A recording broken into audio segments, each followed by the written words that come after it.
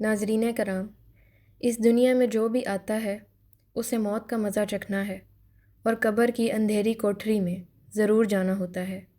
अमीर हो या गरीब हो, बादशाह हो या फ़कीर हो, उसने मौत को गले लगाना ही होता है।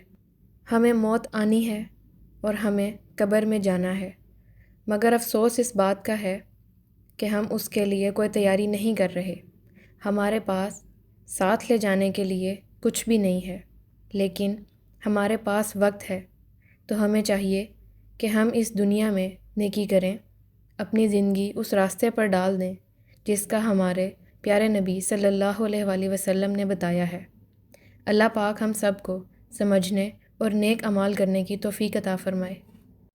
हज़रत मोहम्मद सल्लल्लाहु अलैहि वसल्लम ने फ़रमाया, जब इंसान की रूह निकलने का वक्त होता है तो अल्लाह ताला उसकी तरफ 5 फरिश्ते भेजता है। पहला फरिश्ता उसके पास उस वक्त आता है जब उसकी रूह हलक तक पहुंचती है।